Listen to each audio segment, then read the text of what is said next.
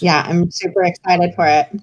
It's really strange to watch, but I love it. Hello, everybody. Welcome back to another episode of Who's Joe YouTube Edition. Who's Joe? Who the is Joe? Who's Joe? Who's Joe? Who's Joe? Yeah. Who is Joe?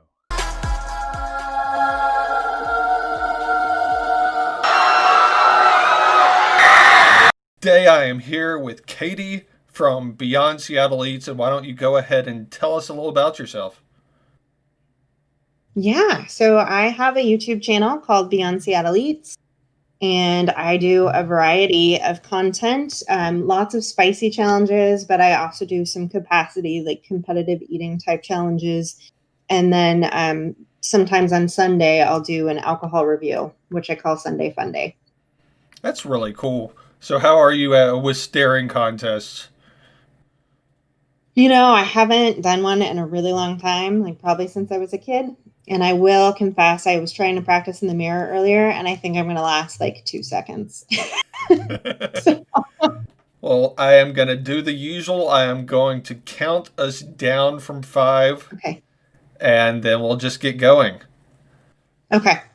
5, 4, 3, 2, 1. If you could collaborate with anyone on the internet for a YouTube video, good try. I already blanked.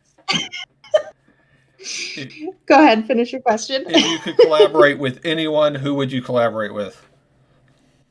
I think one of my all-time favorites is LA Beast. Oh, hey, how's it going? LA Beast here. I would love to do a collaboration with him. He does eating challenges. He was a competitive eater for a while, but it's kind of like a mix between eating challenges and Jackass, if that makes sense. That's awesome. So he'll like sit in a bin of ice water and try to eat as many Hot Pockets as he can, that sort of thing. I think I need to come up with a shorter first question, because usually people blink before I even finish asking the first question. Yeah, maybe switch him around a little bit. Maybe just go, what's your favorite color? Having watched the previous videos, you know that at this point I'm going to try to go the rest of the video without blinking as well. So we'll see how that goes. Yeah, I'm super excited for it. It's really strange to watch, but I love it. How'd you get into competitive eating? Beard Meats Food got recommended on my feed. Was that 3 years ago? Something like that.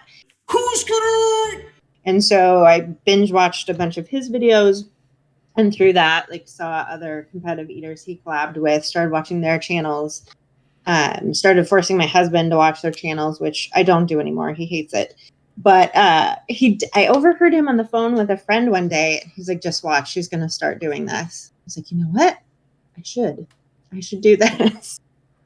So I think January 2018, I decided that I was going to start competitive eating as my New Year's resolution. Most people who know competitive eating know that Nathan's is basically like the holy grail of competitive eating. What was it like being involved in that? Yeah. So a lot of us compare Nathan's to like the Super Bowl of competitive eating. So it's kind of like, I live in Washington. It would be like if Russell Wilson called me up and was like, Katie, do you want to play football with us? Like, I'm just okay, but sure. All right, I'll be there. So it's pretty terrifying, pretty intimidating, but total honor to be able to go. What was the qualification process for that like? Yeah, so this year it was invite only. They were trying to find people that could fly into New York because a lot of states were banned. But in the past, there's usually qualifiers like from January through May, like all across the country at like amusement parks, baseball games, things like that. And so we all travel to these. We pay out of our own pocket, and whichever male and whichever female win at those qualifiers get to go on to Nathan. What did it feel like to eat 27 tacos in 20 minutes? Horrible. I was so sick after that.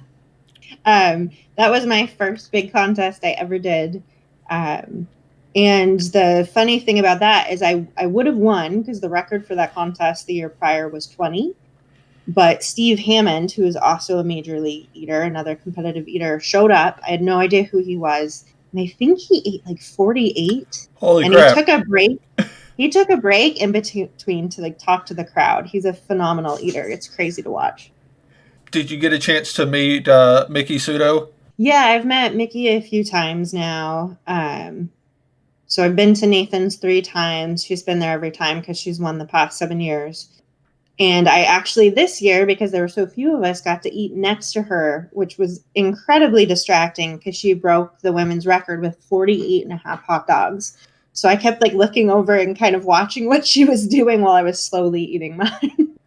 Yeah, I guess to some extent that has to be, I wouldn't say demoralizing, but it has to like be intimidating. It is. It is. I mean, she's definitely the best.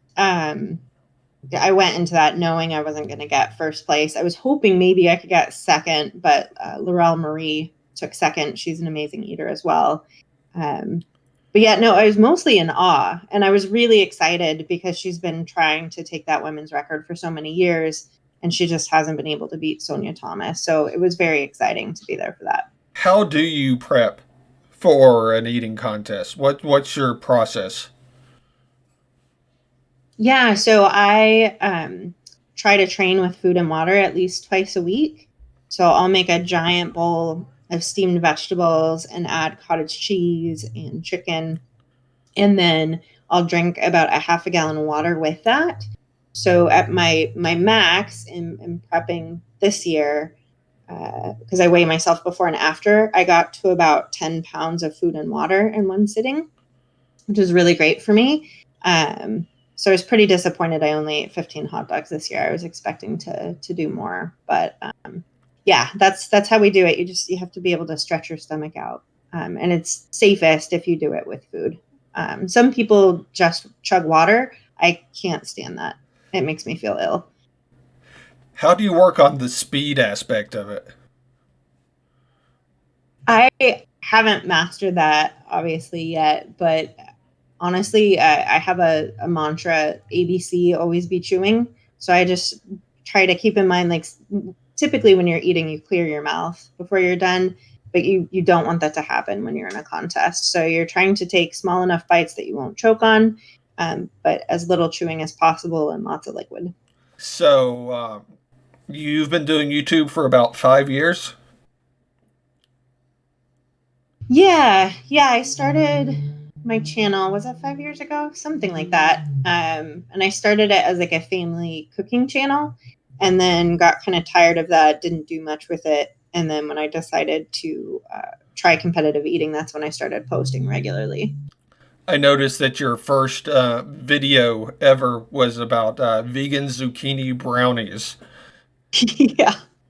Yeah, I made that one Baking with my vegan daughter, and I think at that point chocolate I have 2 brownies. subscribers. One was my personal account, and the other one was our neighbor boy. So Nice. Well, nothing wrong with that. Everybody has to start somewhere. I mean, you have a, totally. a lot more subscribers than I have right now. Yeah, I think your channel is gonna grow big, though. I really like your content, so I was excited you invited me to the interview because I think you're just getting started. Well, thank you very much. And I'm having fun making these videos. I have fun talking to people about what they do and what gets them excited about what they do. And I'm trying to get like a wide range of people. Like I got you to come because I wanted somebody from competitive eating. Soon I'm going to be doing a video with somebody from indie wrestling. I'd like to have somebody that does like pro gaming. I just want a wide range of people, and if famous people want to jump on every now and then, I'll have them. So what's your video creative process now? Whenever you go to make a video, like beginning to end, brainstorming to editing. Yeah. Good question. So it used to be that I would keep a like running list. I like to write things down and make lists. So I'd keep a running list of ideas I had and just pick off of those. But I'm really in a fortunate place now because I've become a part of this chili head community that people send me a lot of stuff to try because they just want to see me hurt myself essentially. Now I think they enjoy the videos too, but like right now my friend Neil got a hold of that Ghost Reaper Hormel chili for me, so I need to review that.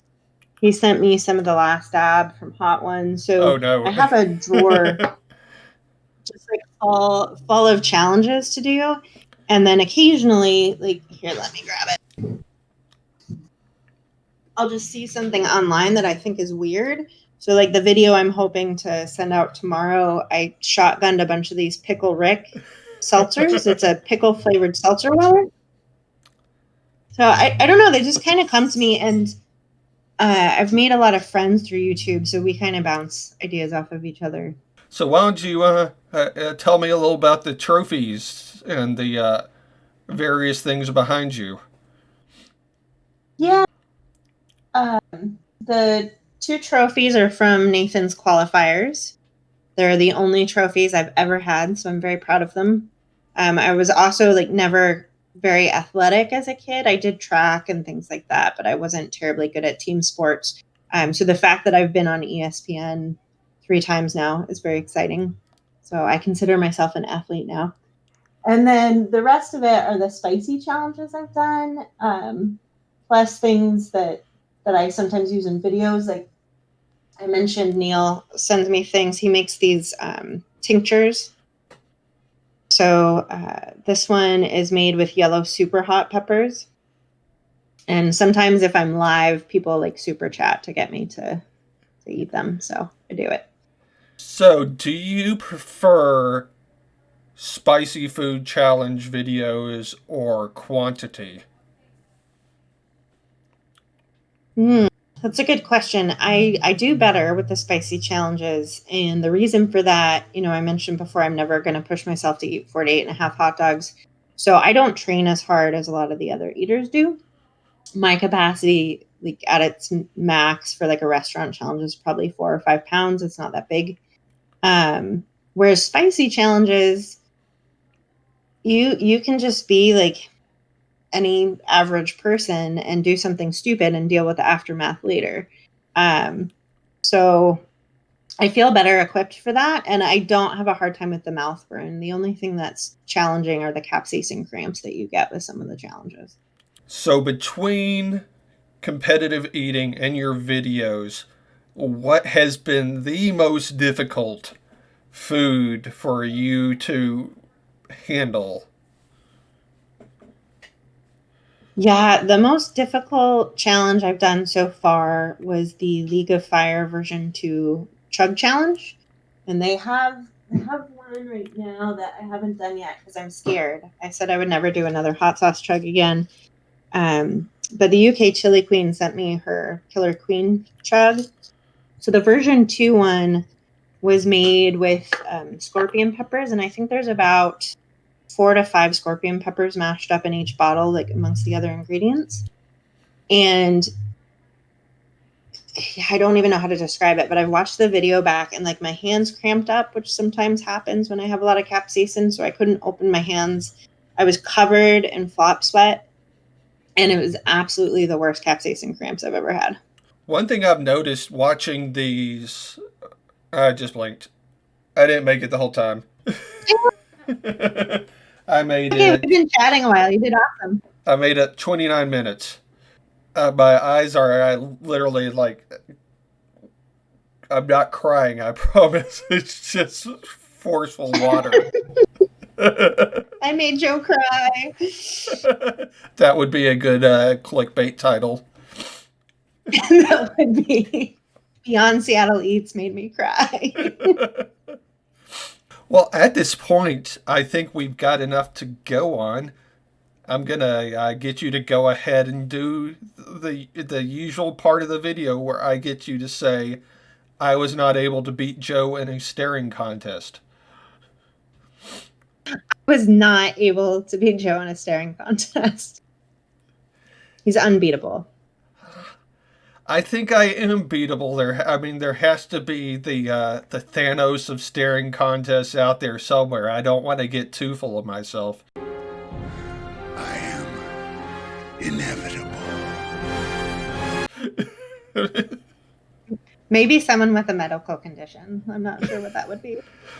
Maybe somebody like Matt Stoney or Joey Chestnut or somebody who's just ridiculously competitive would stare Maybe. until their eyes bled in order to beat me.